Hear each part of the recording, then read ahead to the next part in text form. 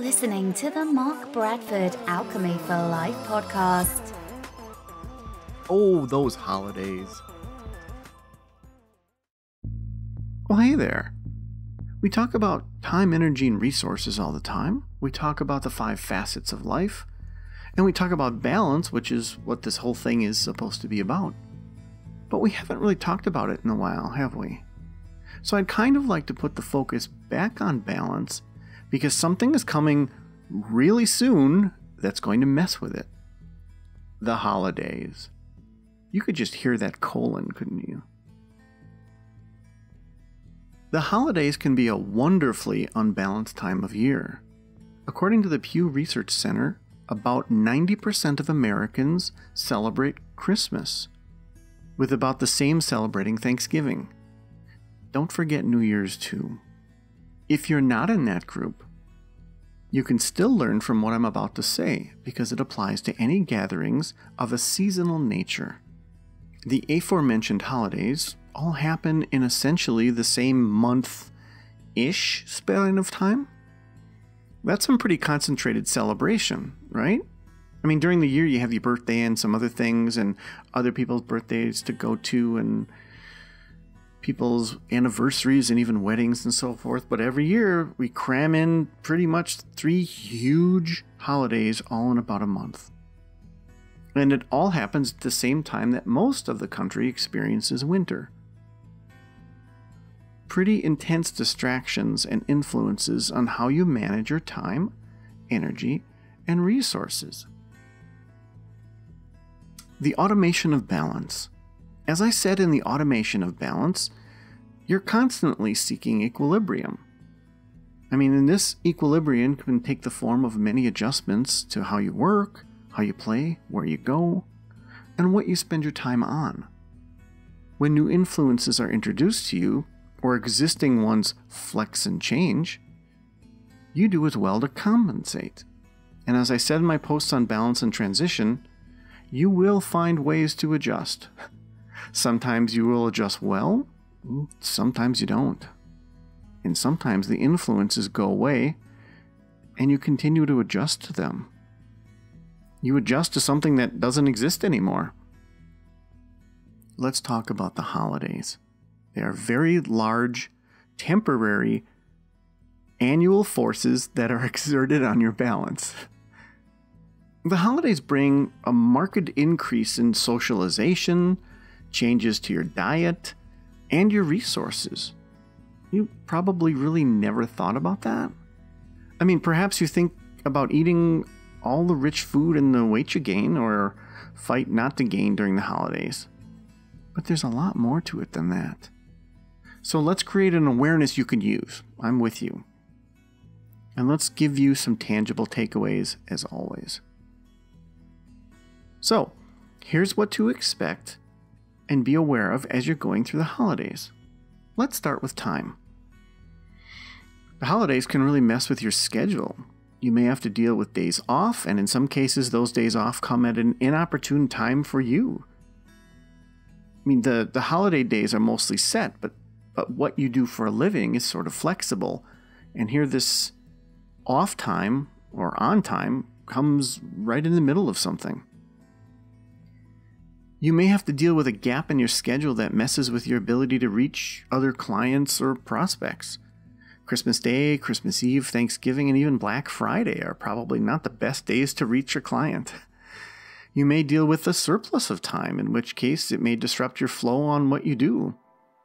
Seeing family or friends that are out of state or in another city can be a commitment of time and a schedule that's usually chopped up into small slices. If you have kids, then you may have to attend a number of Christmas plays or winter break festivals. How much extra time does it take to write the Christmas cards or decorate a house or purchase more decorations? I mean, maybe you're someone who is a very kind person who participates in Feed the Hungry or one of those other programs. That's an investment of time. It can recharge you emotionally and fill your tank. And remember, things are a give and take. But your time will take a hit and it'll be messed with. Let's talk about energy. The holidays can be a great draw on your energy. You are a rare individual if you solely gain energy from the holidays.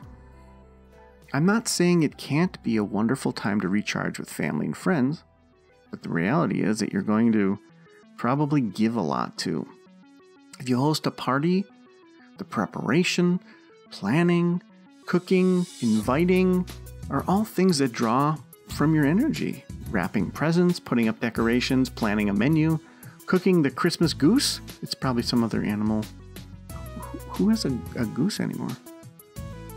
Energy just doesn't mean how many boxes you can lift or how long you can stay awake or how long you can be on the treadmill. We're humans, and we have emotional gas too. A lot of what you do in your life is powered and dependent on your emotional gas tank.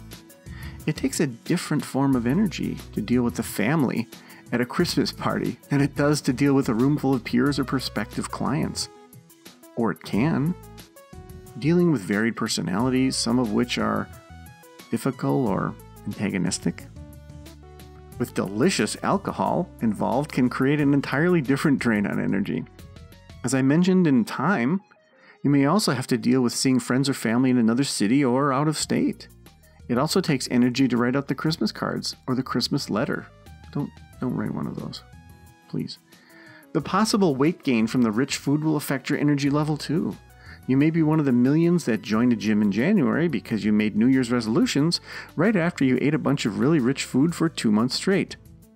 Think that is disruptive? You bet. Let's talk about resources. Clearly, the holidays can be a drain on resources. You might be the rare person who nets a Christmas bonus. Otherwise, you're in the majority of people who expend a lot during the holidays. And by expend, I mean spend. Paying for a big party, buying presents for your family, nieces, nephews, your kids. Very real, tangible expenditures. Buying new Christmas decorations because those lights don't last forever, or you have to have a real tree, or this year something else is in, you're spending money. Don't forget the cookie exchanges, the always bringing items for a party, or even a work party. Your kids may even need new outfits for pictures or the play at school. When it comes to presents, a lot of people wake up with the financial hangover in January, and credit card companies capitalize on that fact. I'm obviously not saying you shouldn't spend money or spend the resources if that's what you do. I'm not saying that at all. What I'm saying is just be aware of it. Just be aware of the fact that suddenly it's expensive. And as a side note, I want to mention something about the thought that counts, because sometimes I think this is really lost in translation.